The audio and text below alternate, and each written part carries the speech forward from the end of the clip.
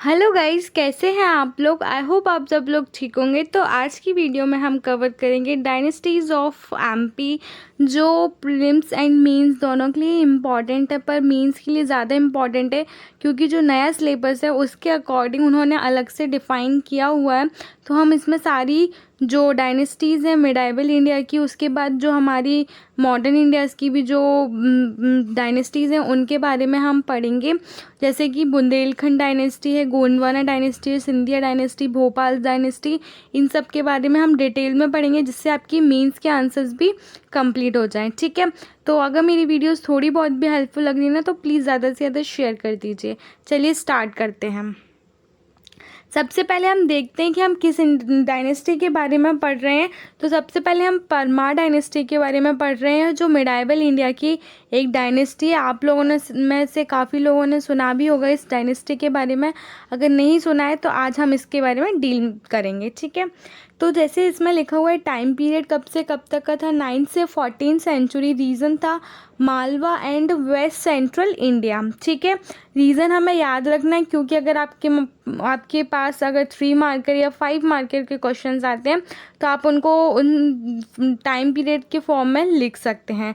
ठीक है, और रीज़न भी लिख सकते हो। कैपिटल 3 मार्कर में आपको जो पीपीटी होता है, प्लेस, पर्सन और टाइम, उस हिसाब से आप आंसर को कवर करेंगे। ठीक है, तो जो रीज़न है वो कहाँ है, Malwa and west central India. जैसा कि इस मैप में मैं आपको शो कर देती हूँ, ये वाला जो रीजन है वो मालवा रीजन आ जाएगा, और उसमें बोल रहा है वेस्ट सेंट्रल इंडिया, मतलब ये वाला जो रीजन है वो हमारा परमार डायनेस्टी है, उनकी कैपिटल हो जाएगी। ठीक है, कैपिटल धार। इंट्रोडक्शन देखते हैं उनके बारे में। There were issuance of Parmar inscription by Siak have been found in Gujarat and suggest that he was a vassal of the Rajput of मारने खेत।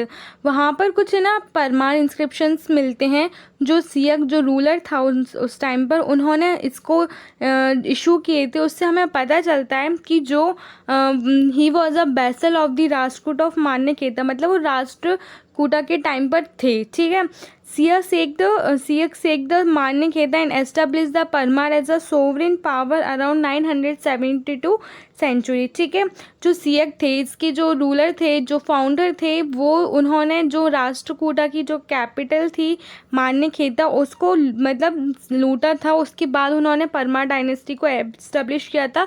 कैसी डायनेस्टी थी, सोवरेन पावर थी, मतलब किसी के अंडर नहीं थी, ये सोवरेन पावर के द्वारा निकल के आई थी। परमार इंस्क्रिप्शन के बारे में अगर आपको आता है कुछ भी, तो आप क्या लिख सकते हैं कि ये एशिया के द्वारा इशू किए गए थे। उसके अलावा ये जो परमार डायनेस्टी उसके ओरिजिन के बारे में बताते हैं। उसके अलावा ये टाइम पीरियड। ठीक है, इंपॉर्टेंट रूलर्स हम देखते हैं यहाँ पर। Siyaka first independent sovereign ruler थे। सियक 948 से टाइम पीरियड याद रखिएगा, आपको मीन्स में काफ़ी हेल्प मिलेगी। Capital Malwa. He acquired title Maharaja Dhirajapati. उन्होंने कौन सा टाइटल एक्वायर किया था, Maharaja Dhirajapati. He participated in his campaigns against the Pratiharas and defeated some Huna chiefs ruling to the north of Malwa. उन्होंने कैंपेन्स किए थे, किसके अगेंस्ट किए थे, प्रतिहार्स के अगेंस्ट किए थे, और उन्होंने ह्यूना शीप्स जो थे उनको भी हराया था। ठीक है, he defeated Khottiga in a battle on the Narmada river. His victory led to the decline of Rashtrakutas and established the Paramara. यही वो रूलर हैं जिसकी वजह से ये जो परमार डायनेस्टी है वो निकल कर आई थी, और इन्होंने ही जो राष्ट्रकूटा का डिक्लाइन हुआ था उसमें इन्होंने अपना रोल प्ले किया था।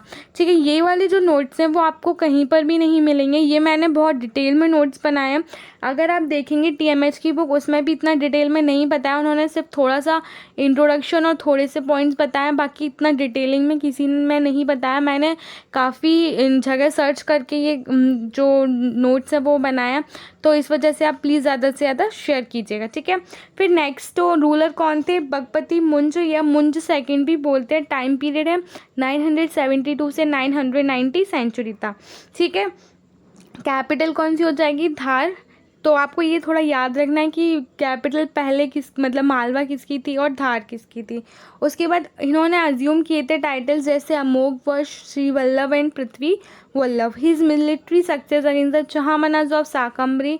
चहामनाज of Naddula, the Guhilas of Mewar and the Kalachuris of Tripuri. ठीक है, इनकी जो मिलिट्री सक्सेस है वो इनके अगेंस्ट हुई थी, तो इनके अगेंस्ट इन्होंने काफ़ी अपनी जीत प्राप्त की थी। He achieved success against the western Chalukya king Tailapa second but killed between, मतलब उन्होंने जो वेस्टर्न चालुक्यन किंग थे तेलप सेकंड, उनके अगेंस्ट सक्सेस अचीव की थी, बट वो मारे गए थे 1994 से 998 सेंचुरी के बीच में। हमारे पास एग्जैक्ट टाइम पीरियड नहीं मिलता है क्योंकि उस टाइम पर इतने सोर्सेज नहीं होते थे जिनके हमें डिटेल पता चले, इस वजह से एक अंदाज़ा लगाया जाता है। ठीक है, एज अ रिज़ल्ट इसके बाद क्या हुआ था कि जो सदर्न टेरिटरीज थी जो हमारी परमार डायनेस्टी की, वो नर्मदा के रिवर के बियॉन्ड वो लॉस्ट हो गई थी। ठीक है, he was a poet himself, he patronise scholar in his court.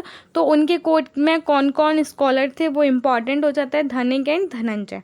ठीक है, थर्ड पढ़ते हैं हम। सिंधुराज 990 सेंचुरी के अराउंड टाइम पीरियड मिलता है इनका। इन्होंने वेस्टर्न चालुक्यन किंग को हराया था जो क्या नाम है Satyashraya, and recovered the territories lost to Tailapa second. और जो जो जो टेरिटरीज लॉस्ट हो गई थी जो हमने पढ़ा था बियॉन्ड नर्मदा रिवर, वो इन्होंने रिकवर्ड की थी। ठीक है, achieve military success against humanity chief सिला हराज ऑफ साउथ कौशल। ठीक है, इसमें आपको मिलिट्री सक्सेस के बारे में थोड़ा सा याद रखना है क्योंकि 5 मार्कर पॉइंट्स आपको इजीली दे सकते हैं, क्योंकि नया सिलेबस आया उसके हिसाब से आपको अपनी प्रिपरेशन को करना है, तो आप उस हिसाब से अपने ये जो नोट्स हैं वो उनको कंप्लीट रखिएगा। In his court Padmagupta who wrote his biography नव शशांक चरित्र। तो देखो, एक नवशशांक चरित्र के ऊपर 3 मार्कर क्वेश्चन बन सकता है, इसको स्टार मार्क कीजिएगा और ये इम्पॉर्टेंट भी है। तो ये किसके कोर्ट पोइट थे, तो हम बोल सकते हैं सिंधुराज के कोर्ट पोइट थे। उसके अलावा इसमें आप क्या ऐड कर सकते हैं 3 मार्कर पॉइंट में, जैसे कि इसको किसके द्वारा लिखी गई थी, तो पद्मगुप्त के द्वारा लिखी गई थी। उसके अलावा ये एक संस्कृत लैंग्वेज एपिक पोयम है जो हमें जो परमार डायनेस्टी है उसके बारे में बताती है। तो आप ऐसे भी अंदाज़ा लगा सकते हो और 3 मार्कर आंसर्स को लिख सकते हैं। भोज ए मोस्ट इम्पॉर्टेंट रूलर, इनके बारे में आपने काफ़ी पढ़ा भी होगा और ये बहुत ज़्यादा इम्पॉर्टेंट रूलर हो जाते हैं क्योंकि इन्होंने काफ़ी मिलिट्री सक्सेस किए थे। उसके अलावा ये एक कल्चरल मैन भी थे जिन्होंने बहुत सारे काम किए थे और ये पोइट भी थे। ठीक है, तो टाइम पीरियड 1010 से लेके 1055 century. Most celebrated ruler of the Parmar dynasty, इन्होंने जो लता के जो चालुक्यस थे उनको भी डिफीट किया था और ये उनके कुछ मिलिट्री कैंपेन्स हैं वो आपको याद रखनी है।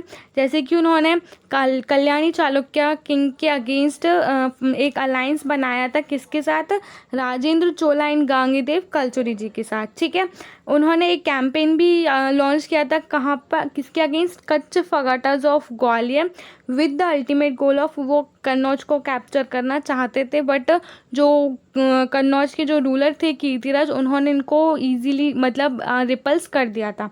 ठीक है, इन्होंने काफ़ी और भी थे। उसके अलावा हम इनका कल्चरल कंट्रीब्यूशन देखते हैं, जैसे कि इन्होंने भोजपुरी लैंग्वेज में काफ़ी अच्छा अपना कंट्रीब्यूशन दिया है। उसके अलावा ये pattern of arts, literature and science के भी वो माने जाते हैं। उसके अलावा इन्होंने संस्कृत स्टडीज़ के लिए एक सेंटर खोला था जिसका नाम है भोजशाला, इंपॉर्टेंट है प्रीलिम्स के लिए। Like the foundation of Bhopal city, the current capital of MP, Shiva temple, upper lake in Bhopal, ये इनके कुछ कल्चरल कॉन्ट्रीब्यूशंस हैं। इसके अलावा इनकी बुक्स इंपॉर्टेंट हो जाती हैं, सरस्वती कंथावरण, युक्ति कल्पतारु, चंपू रामायण, गोविंद विलास, समारंगन, सूत्रधारा। ठीक है, उसके अलावा इनके आपको सिर्फ नेम याद करने और थोड़ा सा टाइम पीरियड देखना है। इसके अलावा आपको इनके डिटेल में नहीं जाना हो, वो ना कभी पूछेंगे क्योंकि इनके बारे में हमें कभी कुछ मिलता ही नहीं है, बस नेम मिलते हैं। तो आपको उस हिसाब से प्रीलिम्स के लिए आप थोड़ा सा याद कर लीजिए कि कभी कभी वो ऑर्डर पूछ लेते हैं या इससे टाइम पीरियड के अलावा टाइम पीरियड भी पूछ सकते हैं, तो आपको ये सब ध्यान रखना है। ठीक है, तो देखिए डिक्लाइन के रीजंस मैं आपको बता देती हूँ, लेकिन हम एक ऐसा कॉजेज़ पढ़ेंगे जिसमें वो जो सारी मिडाइवल इंडिया की जो डायनेस्टीज़ है ना उनके लिए कवर हो जाएगा। मतलब वो आपको थोड़ा सा अगर आपने पढ़ा है और उनको उनके साथ मिला के आप उन चीज़ों को कवर कर सकते हैं। ठीक है, अभी हम कुछ कॉजेज़ पढ़ सकते हैं, जैसे कि during the last year of Bhoja reign और आफ्टर हिज डेथ जो Chalukyan king Bhima first and Kalachuri king Karna attacked his kingdom, मतलब जब भोज का टाइम पीरियड ख़त्म हो गया था या उनकी डेथ के बाद क्या हुआ था कि जो चालुक्यन किंग थे Bhim first and Kalachuri king थे कर्ण, उन्होंने इन्होंने इनके किंगडम पर अटैक किया था। ठीक है, तो ये एक रीज़न ये हो जाएगा जिसकी वजह से इनका जो किंगडम है वो टूटता गया और बिखरता गया। ठीक है, उसके अलावा जो जयसिम्हा फर्स्ट जो भोज के बेटे थे face the joint Chalukyan cultural invasions. ठीक है, उसके अलावा उदयदित्य जो ब्रदर ऑफ भोज के जो ब्रदर थे उदयदित्य, उन्होंने वो भी डिफीटेड हो गए थे किसके द्वारा, चामुंद्र राज के द्वारा। ठीक है, उसके अलावा Malwa faced repeated invasions from the Hoysalas and the Yadavas of Devagiri. ठीक है, ये कुछ कॉजेज़ हैं, बाकी हम डिटेल में मीन्स के पर्पज से देखेंगे कि उनके अच्छे से क्या कॉजेज़ हैं, क्या रीजंस हैं जिसकी वजह से ये किंगडम्स टूटते गए। ठीक है, नेक्स्ट देखते हैं हम कौन सी डायनेस्टी देखेंगे। अब हम देखेंगे Chandelas of Khajuraho, most important dynasty of medieval India, because एक तो इनका आर्किटेक्चर काफ़ी अच्छा है जिसकी वजह से ये वाली जो डायनेस्टी है बार बार आती रहती है, तो इसको थोड़ा सा और अच्छे से डील करना है हमें मीन्स के हिसाब से। ठीक है, तो टाइम पीरियड क्या है 8 से 11 सेंचुरी। रीज़न कौन सा है, बुंदेलखंड। एक बार आपको मैप में आपको शो कर देती हूँ कि ये वाला जो रीज़न है बुंदेलखंड वाला, जो खजुराहो जहाँ पर हमारा पड़ता है, वो वाला रीज़न इनकी जो रीज़न था वो था। ठीक है, उसके अलावा इनकी कैपिटल खजुराहो थी। ठीक है, ऑरिजिन कैसे हुआ इनका कि जो चंदेलास थे वो गुर्जर प्रतिहारा जो डायनेस्टी थी कन्नौज की, जो हम आगे डील करेंगे, उनके ये फ्यूडेटरीज थे, तो वहाँ से उनका ऑरिजिन हुआ है। तो in the 10th century ruler Yashovarman became partially independent. जो 10th सेंचुरी थी उस टाइम पर ये पार्शली इंडिपेंडेंट थे क्योंकि ये फ्यूडेटरीज थे, उनके अंडर काम करते थे, तो इतनी इंडिपेंडेंस नहीं थी। उसके बाद ये धीरे धीरे इंडिपेंडेंट हुए और इन्होंने अपनी जो डायनेस्टी उसको एस्टेब्लिश किया। ठीक है, तो ये एक सेंट्रल इंडिया बोल सकते हैं हम, या हम बोल सकते हैं कि बुंदेलखंड रीजन वाला। ठीक है, तो अब मैं आपको थोड़ा सा अर्ली रूलर्स बता देती हूँ क्योंकि ये प्रीलिम्स में पूछ सकते हैं, मेंस में इससे रिलेटेड क्वेश्चंस नहीं बनते हैं, तो हमें जो इम्पॉर्टेंट है हम वही देखेंगे सिर्फ।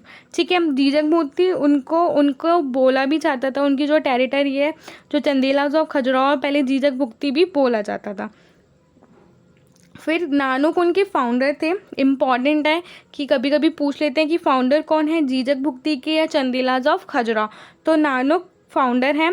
उसके बाद तो उनके जो बेटे हैं वो बकपति हैं जो नेक्स्ट रूलर हैं।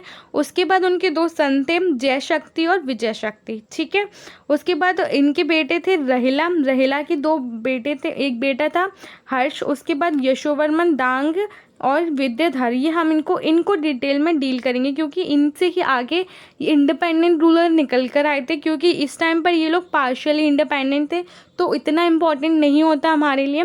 यहाँ पर आके वो एक सोवरेन रूलर बन गए थे, सोवरेन इंडिपेंडेंट रूलर बन गए थे, इस वजह से हम इनके बारे में मेंस में डिटेल में डील करेंगे। ठीक है, यशोवर्मन के बारे में देखते हैं। टाइम पीरियड क्या है 925 से 950 सेंचुरी।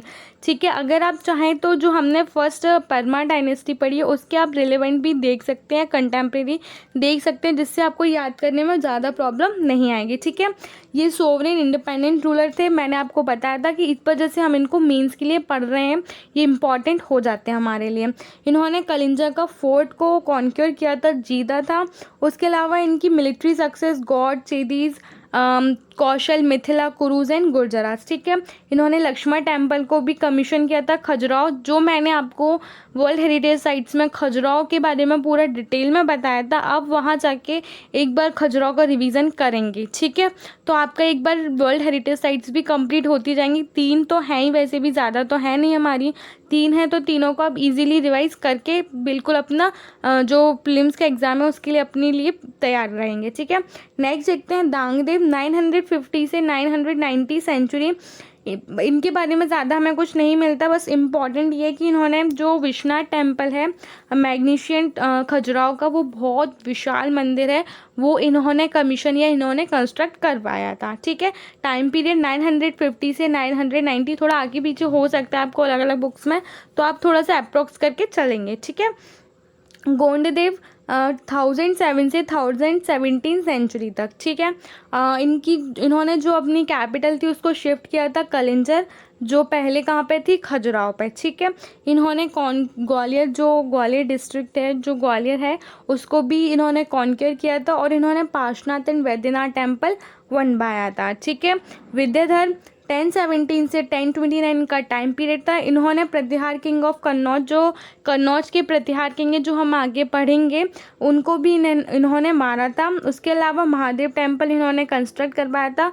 उसके अलावा महमूद गजनी जो थे, जो आ रहे थे इंडिया में उस टाइम पर, उन्होंने कलिंजर पर अटैक किया था और जो कि प्रूव्ड अनसक्सेसफुल, मतलब इन्होंने उसको अनसक्सेसफुल प्रूव कर दिया था। अब हम देखेंगे ये 4 रूल मोस्ट इम्पॉर्टेंट है, बाकी आपको इतना डिटेल में नहीं पढ़ना है। तो उसके अलावा हम कॉजेज़ ऑफ डिक्लाइन देख लेते हैं।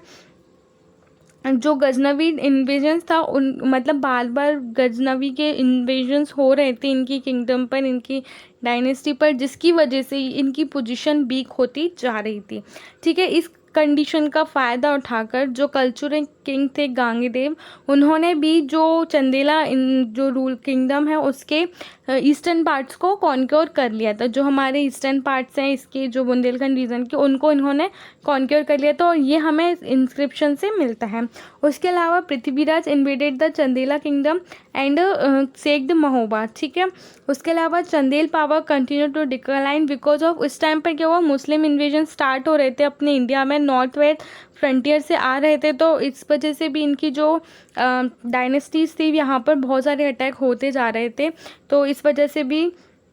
और उसके अलावा जैसे लोकल इंडस्ट्रीज़ थी, डायनेस्टीज़ थी, जिसकी वजह से भी ये वाले जो बड़े बड़े डायनेस्टीज़ किंगडम्स थे वो सब टूटते जा रहे थे और नए नए लोकल डायनेस्टी स्टार्ट होती जा रही थी। ठीक है, ये इनके हमने मेन कॉजेज़ देखे हैं, बाकी मैं आपको और अच्छे से कॉजेज़ बताऊंगी। जैसे हमारी सारी मिडाइवल की पूरी डायनेस्टीज़ हो जाएंगी, उसके बाद मैं एक आपको बता दूंगी स्ट्रक्चर कि आपको कैसे देखना है उसको, फिर आप हर मीन्स में मतलब इसके जो डायनेस्टीज़ के डिक्लाइन में आप यूज़ कर सकते हैं। ठीक है, तो आपको शायद थोड़ा समझ आ रहा होगा कि ये नोट्स काफ़ी इंपॉर्टेंट हो जाते हैं प्रीलिम्स और मेंस दोनों पर्सपेक्टिव से। तो इससे आपका फ़र्ज़ बनता है कि प्लीज़ मेरी वीडियोस को ज़्यादा से ज़्यादा शेयर कीजिए। Thank you.